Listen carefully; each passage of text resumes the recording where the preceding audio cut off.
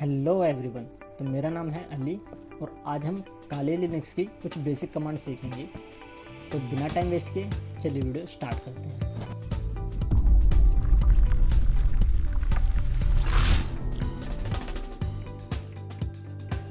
तो हमें सबसे पहले अपनी काली मशीन को ओपन करना है। तो मैंने काले लिनक्स को वर्चुअल मशीन के अंदर इंस्टॉल किया हुआ है और अगर आपको नहीं पता काले लिनक्स को वर्चुअल मशीन में कैसे इंस्टॉल करते हैं तो उसके ऊपर भी मैंने एक वीडियो बनाया हुआ है, लिंक डिस्क्रिप्शन में आप जाके चेक कर सकते हो। तो कमांड को एग्जीक्यूट करने के लिए सबसे पहले हमें अपना टर्मिनल ओपन करना है। तो यहाँ पे टॉप पे आपको टर्मिनल मिल जाएगा। अगर आपका टर्मिनल यहाँ पे शो नहीं हो रहा है तो राइट क्लिक करके यहाँ से टर्मिनल ओपन कर सकते हो। तो हमारा टर्मिनल ओपन हो चुका है। अब यहाँ पे जो हमारी सबसे पहली कमांड है वो है pwd, जिसका मतलब है प्रिंट वर्किंग डायरेक्टरी या प्रेजेंट वर्किंग डायरेक्टरी। अगर आपको चेक करना है कि मैं करंटली कहाँ पे वर्क कर रहा हूँ तो pwd से चेक कर सकते हो। जैसा कि अभी आप यहाँ पे देख सकते हो तो मेरी जो डायरेक्टरी है वो होम के अंदर, अली यूज़र के अंदर। तो इस तरीके से आप अपनी जो डायरेक्टरीज है उनको चेक कर सकते हो। सेकेंड कमांड है cd का मतलब होता है चेंज डायरेक्टरी। अगर आपको एक डायरेक्टरी मतलब एक फ़ोल्डर से दूसरे फ़ोल्डर में जंप करना है तो आप cd कमांड का यूज़ कर सकते हो। जैसे अभी मैं अली यूज़र के अंदर हूँ और मुझे डेस्कटॉप पे जाना है तो मैं यहाँ पे cd डेस्कटॉप टाइप कर दूँगा और उसके बाद इंटर कर दूँगा। अभी आप देख सकते हो यहाँ पे मैं डेस्कटॉप के अंदर आ चुका हूँ। अगर आपको वापस से होम के अंदर जाना है तो आप फिर से cd टाइप करो, स्पेस दो और डबल डॉट टाइप करो तो इंटर कर दो, तो आप एक डायरेक्टरी में पीछे चले जाओगे। और अगर आपको वापस से उसी डायरेक्टरी में आना है जिस डायरेक्टरी में आप लास्ट टाइम काम कर रहे थे तो cd स्पेस हाइफन लगा के इंटर कर दो, आप वापस से उसी डायरेक्टरी के अंदर आ जाओगे जिस डायरेक्टरी में आप लास्ट टाइम वर्क कर रहे थे।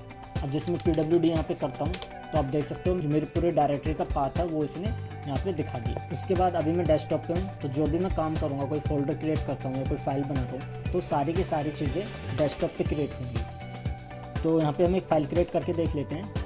तो फाइल क्रिएट करने के लिए कमांड लगेगी टच स्पेस, उसके बाद आपको कोई भी फाइल का नाम डाल देना है। जैसे एग्जांपल के लिए मैं यहाँ पे अली के नाम से फाइल क्रिएट कर लेता हूँ। उसके बाद डॉट लगा के आपको फाइल का एक्सटेंशन देना है कि जो आपकी फ़ाइल है उसका फॉर्मेट क्या होना चाहिए। जैसे हम टेक्स्ट फाइल बना लेते हैं तो हम txt डाल देते हैं यहाँ पे। जैसे हम इंटर करेंगे वहाँ पे टेक्स्ट फाइल बन गई। अब ये फाइल तो जनरेट हो गई लेकिन अभी ये ब्लैंक है, इसके अंदर कुछ भी नहीं है। मैं आपको दिखा देता हूँ।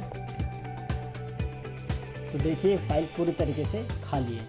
अब इसको हमें एडिट करना है, वो भी टर्मिनल के थ्रू। तो उसके लिए कमांड लगेगी नैनो स्पेस, उसके बाद आपकी फाइल का नाम एज इट इज़ आपको टाइप कर देना है और उसके बाद इंटर। अब यहाँ पे आप जो भी चाहो वो टाइप कर सकते हो। जैसे हम डाल देते हैं यहाँ पे,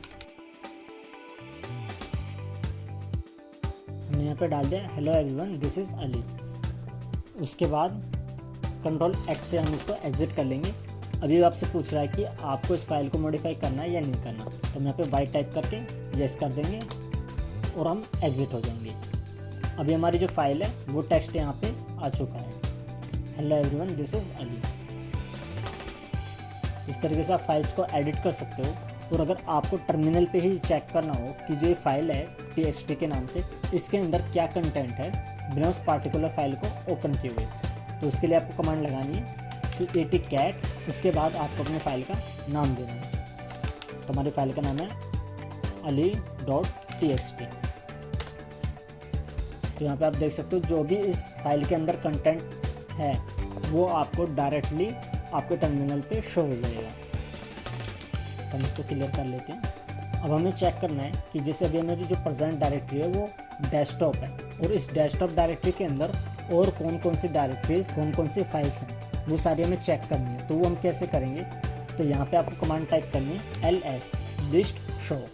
जैसे आप ये टाइप करोगे तो उस डायरेक्टरी के अंदर जितनी भी फाइल्स होंगी वो सारी की सारी आपको शो हो जाएंगी। अब हमें cd करके, जैसे हमें zfisher के अंदर कौन कौन सी फाइल्स है वो सारी चेक करनी है तो हम cd करके zfisher के अंदर चले जाएंगे, cd zfisher। उसके बाद जैसे हम इंटर करेंगे तो हम zfisher के अंदर यहाँ पे आ चुके हैं। अब हमें इसकी डायरेक्टरीज चेक करनी है कि zfisher फोल्डर के अंदर कौन कौन सी डायरेक्टरीज है, कौन कौन सी फाइल्स हैं। तो हम ls टाइप करेंगे और इंटर कर देंगे। तो यहाँ पे जितने भी इसके अंदर फाइल्स या फोल्डर्स हैं वो आ चुके हैं। अगर आपको किसी भी फाइल का कंटेंट देखना है तो आप कैट और उस फाइल का नाम डाल के उसको चेक कर सकते हो। एडिट करना है तो नैनो कमांड से उसको एडिट कर सकते हो। और अगर आपको बैक जाना है तो आप cd कमांड का यूज़ करके बैक भी आ सकते हो। लेकिन इसमें अगर आप डायरेक्ट सिर्फ cd टाइप करके अगर इंटर कर देते हो तो आप डायरेक्ट होम डायरेक्टरी पे आ जाते हो। तो हम यहाँ पे pwd करके देख लेते हैं। जैसे हमने cd टाइप किया हम डायरेक्ट होम डायरेक्टरी पे आ गए। लेकिन आपको सिर्फ एक स्टेप बैक आना था तो आप cd space dot dot type करोगे तो सिर्फ एक स्टेप बैक आ जाओगे। एग्जाम्पल के लिए यहाँ पे हम ZFisher में काम कर रहे थे, तो जैसे हम cd space dot dot type करते तो हम यहाँ पे डेस्कटॉप वाले फोल्डर के अंदर आ जाते हैं। तो इस तरीके से हम एक डायरेक्टरी से दूसरी डायरेक्टरी में आसानी से आ जा सकते हैं। लेकिन अगर आपको न्यू डायरेक्टरी बनानी हो तो उसके लिए क्या कमांड होगी? तो उसके लिए कमांड होगी mkdir मेक डायरेक्टरी, और उसके बाद आपको अपने डायरेक्टरी का नाम देना है। तो एग्जाम्पल के लिए हम डेस्कटॉप पे बना लेते हैं, तो हम cd करके पहले डेस्कटॉप पे आ जाते हैं। अब हम डेस्कटॉप पे आ गए, इसको थोड़ा क्लियर कर लेते हैं। अब यहाँ पे हम करेंगे mkdir मेक डायरेक्टरी, और फिर आपको उस डायरेक्टरी का नेम देना है। जैसे एग्जाम्पल के लिए मैं यहाँ पे अली के नाम से एक फ़ोल्डर बना लेता हूँ। तो यहाँ पे हमारी डायरेक्टरी आ चुकी है। अब हम ls करके चेक कर लेते हैं, तो हमारे पास यहाँ पे इस ZFisher की डायरेक्टरी और दूसरी अली की डायरेक्टरी है। अगर अब हमें इस डायरेक्टरी को हटाना हो, डिलीट करना हो, तो उसके लिए क्या हम कमांड यूज़ करेंगे? rmdir, उसके बाद आपको डायरेक्टरी का नेम टाइप कर देना है। यहाँ पे स्पेलिंग का खासकर ध्यान रखना। अगर आपका कोई लेटर कैपिटल है तो उसे कैपिटल ही टाइप करना है, और स्मॉल है तो स्मॉल ही टाइप करना है। जैसे हमने इंटर किया आपकी जो डायरेक्टरी वो रिमूव हो गई। लेकिन सेम मेथड से अगर हम ZFisher को रिमूव करेंगे तो वो रिमूव नहीं होगा। मैं आपको एक बार दिखा देता हूँ। तो अब यहाँ पे देख सकते हो, यहाँ पे आपके पास वार्निंग आ चुकी है कि जो ZFisher है वो रिमूव नहीं हुआ। उसका रीज़न क्या था कि जो आपकी डायरेक्टरी है वो एम्प्टी नहीं है, उसके अंदर कोई ना कोई कंटेंट है। तो अगर आपके पास कोई ऐसी डायरेक्टरी है जिसके अंदर कोई कंटेंट है तो उसको आप रिमूव डायरेक्टरी से नहीं हटा सकते। तो उसके लिए क्या कमांड होगी? हम पहले एक बार एक डायरेक्टरी बना लेते हैं, जैसे अली के नाम से बना लेते हैं, और cd करके अब हम इस डायरेक्टरी के अंदर चले जाते हैं। तो अली के अंदर आ चुके हैं। अब टच कमांड का यूज़ करके हम यहाँ पे एक फाइल बना लेते हैं, और अब cd स्पेस डॉट डॉट करके एक डायरेक्टरी पीछे आ गई। अब हम सेम कमांड फिर से लगाते हैं,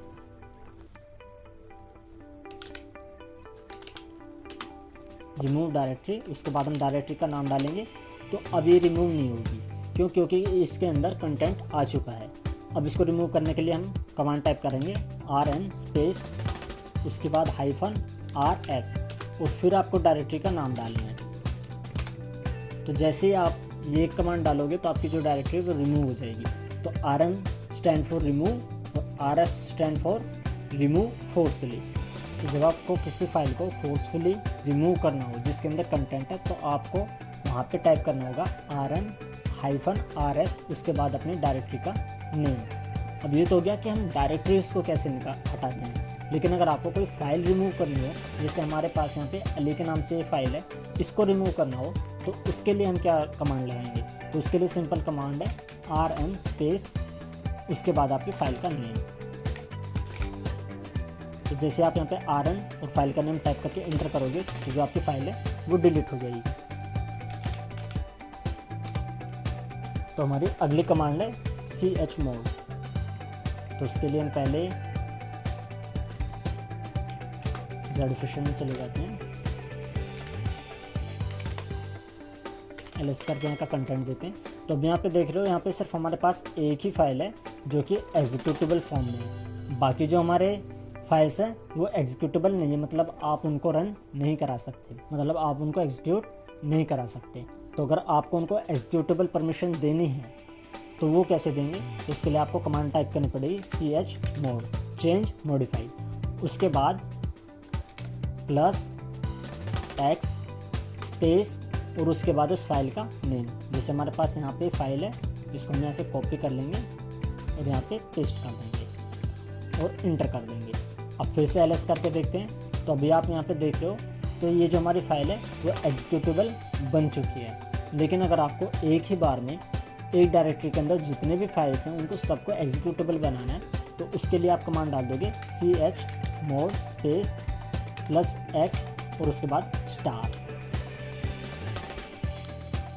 जैसे आप स्टार टाइप करके इंटर करोगे तो आपकी जितनी भी फाइल्स होंगी वो सारी की सारी एक ही बार में एग्जीक्यूटेबल बन जाएंगी। उसके बाद अगर आपको काले लिनक्स में कोई पैकेज या ऐप इंस्टॉल करना हो तो उसके लिए आप कमांड डालोगे apt स्पेस इंस्टॉल और फिर उस पैकेज का नाम डाल दोगे। जैसे एग्जांपल के लिए मुझे VLC डाउनलोड करना है तो यहाँ पे VLC टाइप कर दूँगा। अब यहाँ पे देख रहे हो जैसे आपने कमांड डाली तो यहाँ पे आपकी जो परमिशन है उसको डिनाई कर दिया गया है। तो यहाँ पे इस परमिशन को डिनाई करने का जो रीज़न है वो ये है कि आपको ये कमांड रूट परमिशन के साथ डालनी होगी। तो रूट क्या होता है, जैसे हमारे विंडोज़ के अंदर रन एज एडमिनिस्ट्रेटर होता है वैसे ही यहाँ पे रूट होता है। तो रूट परमिशन देने के लिए हम कमांड डालेंगे sudo और फिर उसके बाद सेम कमांड आप ऐड कर दोगे apt इंस्टॉल VLC। अगर आपका ऐप इससे भी इंस्टॉल नहीं होता है तो आप sudo apt-get इंस्टॉल भी लिख सकते हो। उसके बाद हम यहाँ पे अपना पासवर्ड डाल देते हैं और इंटर कर देते हैं। तो जो हमारा VLC प्लेयर है वो इंस्टॉल होना स्टार्ट हो गया। तो इस तरीके से आप रूट परमिशन देके अपने ऐप्स को इंस्टॉल कर सकते हो। तो इसको मैं एग्जिट कर देता हूँ। अगर आप एक ही टाइम पे कई सारे ऐप इंस्टॉल करना चाहते हो तो बार बार आपको रूट परमिशन ना देनी पड़े, उसके लिए आप एक और कमांड टाइप कर सकते हो sudo su और उसके बाद इंटर करोगे। इंटर करते ही आप यहाँ पे देख सकते हो अब आपको रूट परमिशन मिल गई। अब आप कुछ भी कमांड यहाँ पे डालोगे तो सारी की सारी कमांड रूट प्रिविलेजेस के साथ एग्जीक्यूट होंगी।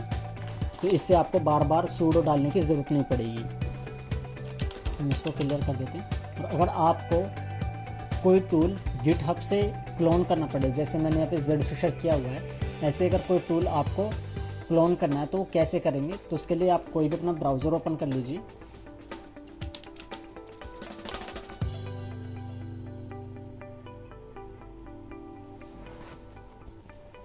ब्राउज़र ओपन होने के बाद आपको यहाँ पे अपना टूल सर्च करना है।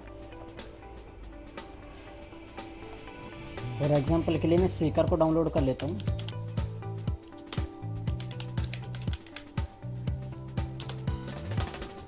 तो यहाँ पे जैसे हमने सीकर सर्च किया यहाँ पे ऊपर ये ऐड आई है तो इसको हमें ओपन नहीं करना है। तो नीचे आप यहाँ पे देख सकते हैं आपको सीकर का गिटहब वाला लिंक मिलेगा, इसको आपको ओपन करना है।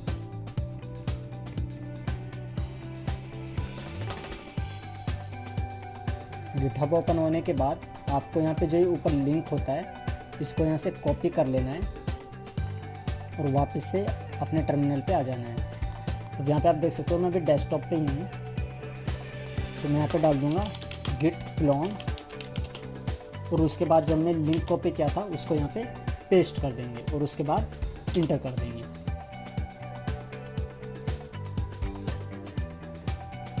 अब यहाँ पे आप देख सकते हो मेरा जो सीकर का टूल था वो यहाँ पे क्लोन होना स्टार्ट हो गया है। तो क्लोन हो चुका है। जैसे में ls करेंगे तो यहाँ पे आप इसकी रिपोजिटरीज को देख सकते हो। तो यहाँ पे हम cd करके सीकर को ओपन कर लेते हैं।